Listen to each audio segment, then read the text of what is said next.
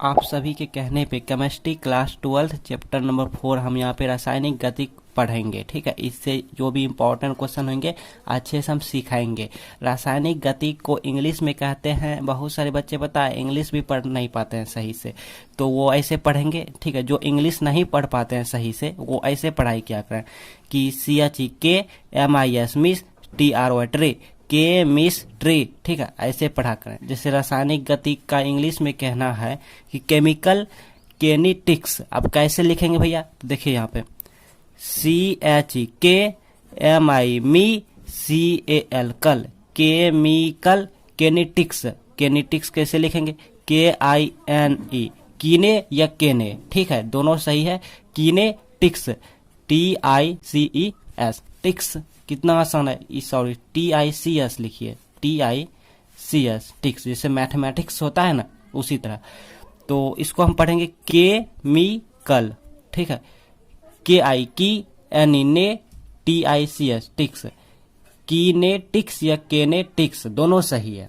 ठीक, तो ये चैप्टर का नाम हुआ। इसमें क्या पढ़ेंगे, तो इसमें मोस्ट इम्पॉर्टेंट हम यहाँ पे लेकर आए हैं। मोस्ट इम्पॉर्टेंट, ठीक है, मोस्ट इम्पॉर्टेंट है जिसका नाम है। और हाँ, इसमें हम जो भी मोस्ट इम्पॉर्टेंट है, चाहे वो 5 अंक का हो या 2 अंक का हो, सब हम बताएंगे आपको। लेकिन 5 नंबरिया क्वेश्चन को सीखने के लिए ना 2 नंबरिया क्वेश्चन आपको सीखना होगा, क्योंकि 2 नंबरिया छोटे छोटे टॉपिक होते हैं ना, तो उनको हम यहाँ पे सीखेंगे। जो कि हमारा यहाँ पर है अभिक्रिया की दर, जिसका नाम है अभिक्रिया की दर। बहुत सारा बच्चे बोल रहे थे कि सर हिंदी मीडियम का है। ठीक है, तो हिंदी मीडियम में ही लेकर आए हैं। वर्ड का इंग्लिश आपको हम दिखाएंगे। अभिक्रिया की दर, इसका इंग्लिश में हम कहेंगे रिएक्शन रेट, REACTION सन, रिएक्शन रेट RATE रेट इसको कहते हैं, या इसको इंग्लिश में क्या कहते हैं, रिएक्शन रेट या rate of reaction, RATE rate of reaction, REACTION rate of reaction. ठीक है, आप देख सकते हैं। तो पहले इसको हम सीखेंगे। ठीक है, सीखेंगे, क्योंकि देखिए एग्जाम में तो लिखने का क्वेश्चन लिख लेंगे। ठीक है, आपको लेकिन समझ लेंगे ना, तो आपको याद भी करने की जरूरत नहीं है, आप ऐसे ही एग्जाम में छाप देंगे जाके। तो पहले इसका मतलब देखेंगे, उसके बाद इसका परिभाषा डेफिनेशन देखेंगे, फिर इसको हम किससे डिनोट करते हैं, इसका ऐसा ही मात्रा क्या होता है, इसका किस टाइप का मतलब ये वर्क करता है, ये वो वगैरह वगैरह सीखेंगे। ठीक है, सिर्फ इसी से रिलेट। हाँ, तो सबसे पहले इसका मतलब समझ लेते हैं, आखिर अभिक्रिया की दर का मतलब होता क्या है भैया। तो देखिए यहाँ पे ध्यान से पहले एक बार सुन लीजिए, उसके बाद हम लिखेंगे किसी दी हुई रासायनिक अभिक्रिया। अब ये मत पूछना भाई कि रासायनिक अभिक्रिया क्या है, ये आप 8 क्लास 7 क्लास 9 क्लास से ही हाँ आते हैं। ठीक है, अगर नहीं जानिएगा तो कमेंट में बताइएगा, हम बता देंगे। ठीक है, तो किसी दी हुई रासायनिक अभिक्रिया मतलब रासायनिक अभिक्रिया जहां हम देखेंगे पहले से रहेंगे ऑटोमेटिक, उसी में किसी दी हुई रासायनिक अभिक्रिया में किसी अभिकारक, अभिकारक का दूसरा नाम है प्रतिकारक भी कहते हैं। ठीक है, अभिकारक या प्रतिफल, प्रतिफल का नाम है उत्पाद, दूसरा नाम है। किसी की मात्रा कितनी घट रही है, कितनी तेजी बढ़ रही है। फिर से सुनिए, किसी दी हुई रासायनिक अभिक्रिया में अभिकारक की मात्रा कितनी तेजी से घट रही है या प्रतिफल की मात्रा कितनी तेजी से बढ़ रही है। अब अच्छे से एग्जाम्पल के साथ समझो, उदाहरण के साथ। पहले हम यहाँ पे लिख लेते हैं, पहले इसको एक बार पढ़ लेते हैं, उसके बाद हम आपको एग्जाम्पल देके समझाएंगे। अभिक्रिया की दर का मतलब हुआ कि किसी दी हुई रासायनिक अभिक्रिया में, अब लेंगे हम यहाँ पे रासायनिक अभिक्रिया में किसी अभिकारक, अभिकारक की मात्रा कितनी धीरे धीरे बदल रही हो या प्रतिफल की मात्रा कितनी तेजी से बदल रही हो। मतलब अभिकारक धीरे धीरे बदलेगा, धीरे धीरे वर्क करेगा, धीरे धीरे काम करेंगे, प्रतिफल तेजी से काम करेंगे, तीव्र गति से काम करेंगे। ठीक है, अब एग्जाम्पल देख सकते हैं, आपकी स्क्रीन पे आते होंगे एग्जाम्पल, जैसे लोहे में जंग लगना, आपकी स्क्रीन पे एक भाग में यहाँ पे आते होंगे, और इस साइड में आते होंगे किसी के घर में आग लगना। ठीक है, किसी के घर में आग लगना, एक साइड लोहे में जंग लग रहा है तो एक साइड किसी के घर में आग लग रहा है।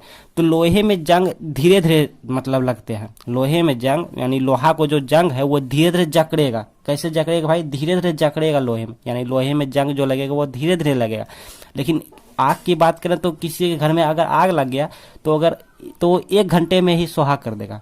तो सोचिए कितना मतलब तीव्र गति से, कितना तेजी से आग काम कर रहा है। और जंग लगना तो भैया जंग धीरे धीरे लगेगा, ये धीरे धीरे काम कर रहा है, ठीक है, धीरे धीरे काम कर रहा है। लेकिन किसी के घर में आग लगेगा ना तो वो स्वाहा कर देगा, 1 घंटा में ही कर देगा। कितना मतलब फास्ट, सोचिए कितना तेजी से ये अपना काम कर रहा है आग। लोहे में जंग लगना यानी धीरे धीरे अभिक्रिया करना, धीरे धीरे अभिक्रिया कर रहा है लोहे में जंग लगना। लेकिन किसी के घर में आग लगना या आग लगना तेजी से यानी तीव्र अभिक्रिया वाली ये रासायनिक अभिक्रिया है। तो लोहे में जंग लगना ये धीरे धीरे मतलब अपना काम कर रहे हैं, तो इस सिचुएशन में इसे हम अभिकारक कहते हैं, क्योंकि अभिकारक जो भी धीरे धीरे काम करता है। आप देख सकते हैं कि अभिकारक जो है वो कितनी मात्रा में धीरे धीरे काम कर रही है या कितनी तेजी से काम कर रही है। तो अभिकारक तो देखें हम धीरे धीरे काम कर रही है, क्योंकि लोहे में जंग लगना ये धीरे धीरे काम हो रहा है, ठीक है। लेकिन किसी घर में आग लगना ये बहुत तेजी से काम कर रहा है। तो इस सिचुएशन में हम कहेंगे कि प्रतिफल कहेंगे, यानी किसी घर में आग लगना या आग लगना इस क्रिया को हम प्रतिफल कहेंगे इस सिचुएशन में, और लोहे में जंग लगना इस सिचुएशन में हम अभिकारक कहेंगे। तो यही यहाँ पे कहना का मतलब यही हुआ कि किसी दी हुई रासायनिक अभिक्रिया में, जैसे दिया हुआ रासायनिक अभिक्रिया था, जैसे मान लो एक बगल हम लोहा लिए थे, एक बगल आग ले लिए, दिया हुआ रासायनिक अभिक्रिया था, तो किसी अभिकारक या प्रतिफल की कितनी मात्रा में धीरे या तेजी से, धीरे या कितनी तेजी से या कितनी धीरे या कितनी तेजी से बदल रही हो। तो आप देखें कितना तेजी और धीरे से बदल रहे थे। लोहे में जंग लगना ये धीरे धीरे बदल रहे थे, और किसी घर में आग लगना ये बहुत तेजी से बदल रहे थे। हम परिभाषा लिखे हैं, ये आपको नहीं समझ आएगा, और वैसे भी हम बड़ा बड़ा लिखे हैं ना, तो ज्यादा हो गया तो देखने में भी माथा भारी हो जाएगा, कितना सारा याद करना होगा।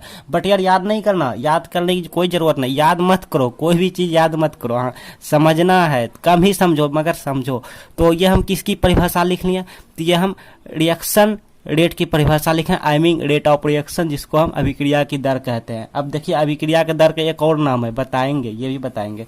तो पहले इस परिभाषा को थोड़ा पढ़ के हम समझ लेते हैं, उसके बाद इसका एग्जाम्पल लेंगे तो अपने आप समझ आ जाएंगे।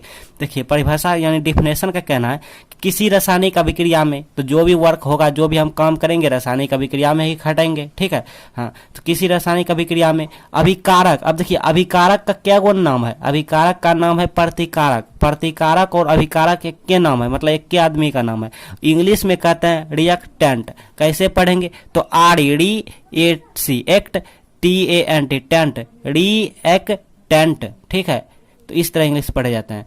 के सांद्रता मतलब इतना भूल जाओ, ठीक है, यहां से यहां आ जाएंगे, बिकॉज ये और ये सब एक ही हुआ।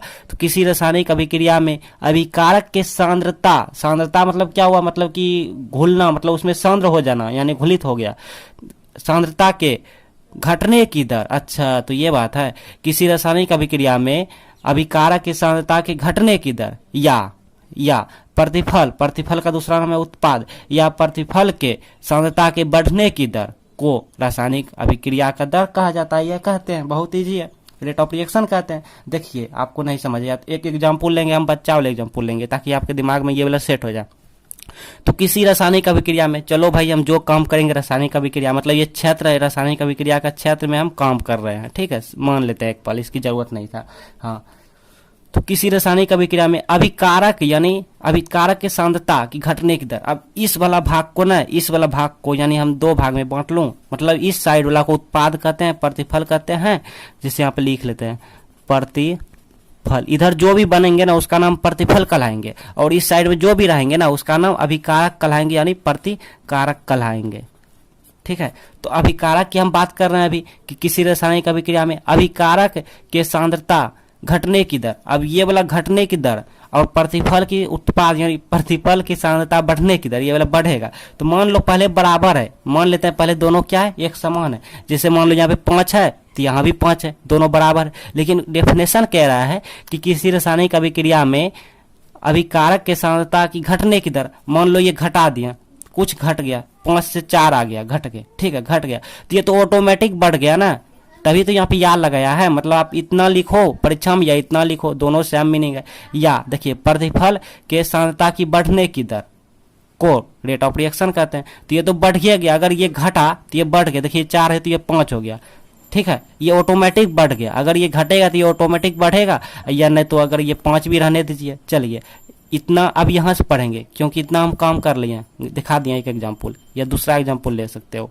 यहाँ पे 4, दूसरा क्या यहीं पे लोन गया। चलो फिर से हम 5 कर लिए। अब यहाँ से देखेंगे प्रतिफल के सांद्रता की बढ़ने की दर। अच्छा ये 5 था तो इसको बढ़ाओ, जिससे ये 6 हो गया, तो ये बढ़ने की दर को रासायनिक अभिक्रिया कहते हैं। एक बात तो समय हुआ, देखो ये घट गया, ये बढ़ गया, मतलब किसी एक के करने पे परिवर्तन हो जाएगा।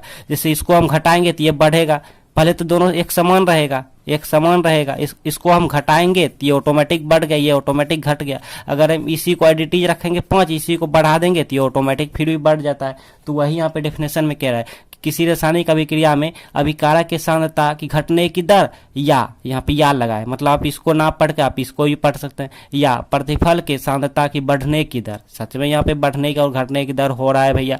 तो इसी को, इस रिएक्शन को, मतलब इस वर्क को, इस काम को हम कहेंगे रेट ऑफ रिएक्शन कहेंगे। परीक्षा में ये वाला लिख दीजिएगा आएगा तो। और हाँ, 4 बजे भोर में या 6 बजे भोर में या 5 बजे भोर में एक बार उठ के पढ़ाई कर लीजिएगा, मतलब देख लीजिएगा, पढ़ लीजिएगा, ठीक है। और दिन में लिखिएगा, बस याद हो जाएगा, ज़्यादा कुछ नहीं करना होता है, ठीक है। और लिखना है आपको, परीक्षा में सिर्फ इतना काम नहीं चलेगा, 2 अंक का भी रहेगा ना तो और लिखना है। क्या क्या लिखना है, अब इसी के बारे में कुछ कुछ लिख दो भाई, गुण तून जो है लिख दो।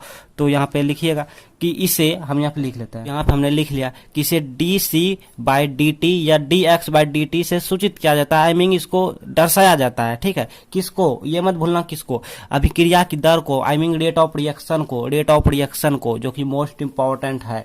और इसका मात्रक की बात करें भैया, किसका मात्रक, अभिक्रिया की दर का मात्रक। मात्रक होता है सांद्रता में परिवर्तन बटे समय अंतराल। अब ये क्या होता है भैया, आपको कुछ समझ नहीं आया होगा तो मात्रक हम अच्छे से यहाँ पे निकाल लेते हैं ताकि हमको याद करने में कोई दिक्कत ना हो। सांद्रता में परिवर्तन अब बटे समय अंतराल, इसको अच्छे से देख लेते हैं, सीख लेते हैं, ठीक है। इसको हम छोटा कर लेते हैं ताकि याद भी रहे। तो देखिए, सांद्रता में परिवर्तन का मात्रक हो जाता है, इसका मतलब हुआ कि मोल पर लीटर, लीटर पेंसिल नहीं चल रहा।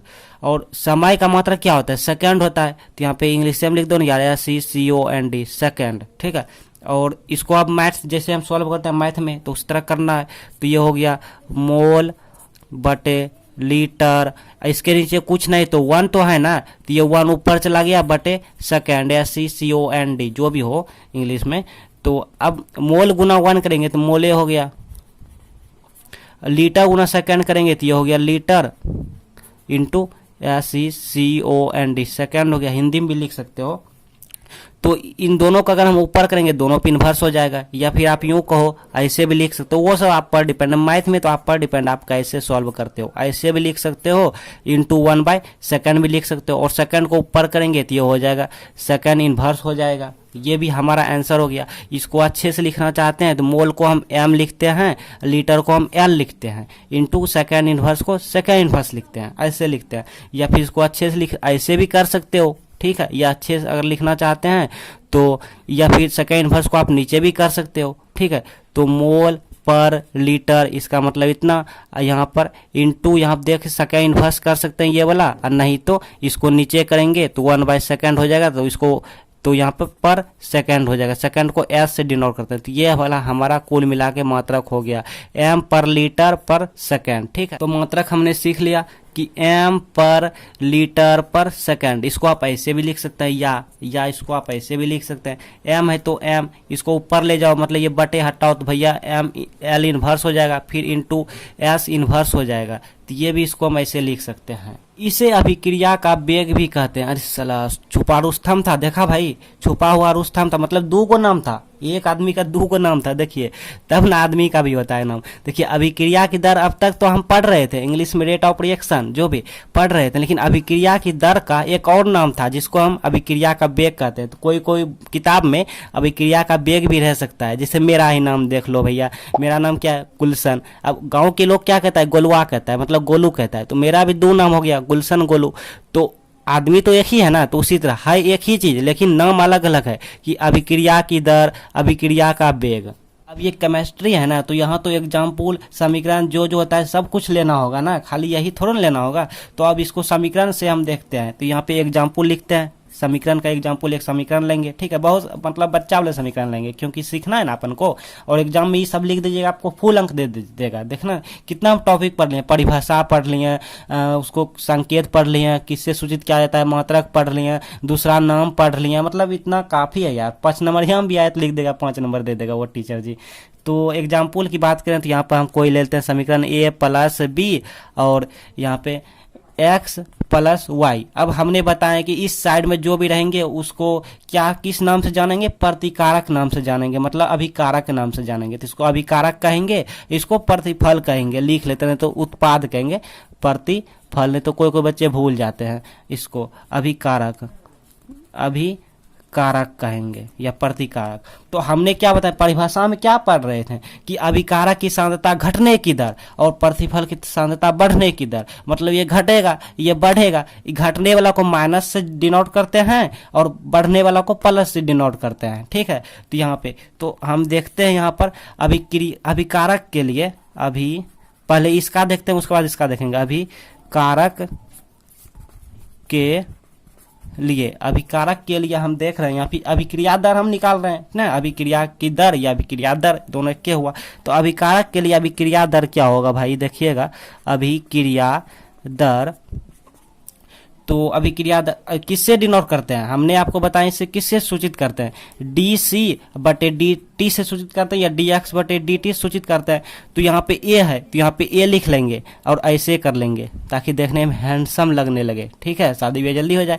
और ये तो क्या है, अभिकारक तो घटने की दर, तो यहाँ पे माइनस लगाओ भैया, बिकॉज ये घटने की दर है ना, घटने वाला माइनस लगाएंगे। अच्छा ये तो इसके लिए लिया, इसके लिए लेंगे तो ये भी यहाँ पे इक्वल भी दे सकते हैं, इक्वल इसके लिए लेंगे तो इसमें भी माइनस होगा, बिकॉज ये भी तो अभिकारक की कैटेगरी में आया ना, इसी के परिवार में आया ना।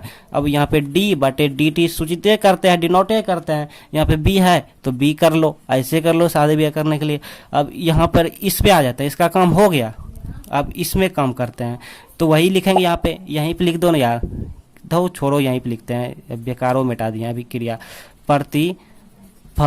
प्रतिफल के लिए, इसको मिटाओ, प्रतिफल के लिए स्पेस नहीं है ना, अभिक्रिया दर, प्रतिफल के लिए अभिक्रिया दर क्या होगा भैया, अभिक्रिया दर, छोड़ो ना यार सब बोलना जरूरी है। हाँ तो अब यहाँ पे आ गए हैं, तो यहाँ पे प्रतिफल में क्या होता है, बढ़ने की दर, मतलब ये प्लस चिन्ह देगा तो ये प्लस देगा, डी टी डी बटे डी टी, और यहाँ पर एक्स है तो एक्स ऐसे कर लेंगे, एक और लेंगे तो यहाँ पे वाई हो जाएगा, ऐसे हो जाएगा। अब आप कॉपी लेके बैठिए और वहाँ पे नोट कर लीजिए, उतार लीजिए, एक बार आप पढ़ लीजिए, समझ लीजिए और परीक्षा में आए तो लिख दीजिए। ज़्यादा नहीं, बस 2 से 3 मिनट में आप लिख देंगे परीक्षा में, क्योंकि आप सीख जाएंगे ना। तो ये तो झुट्टो हम वीडियो बना कर दिया, टीचर जी तो आपको अच्छे अंक देंगे, नंबर की बरसात कर देंगे आप पर।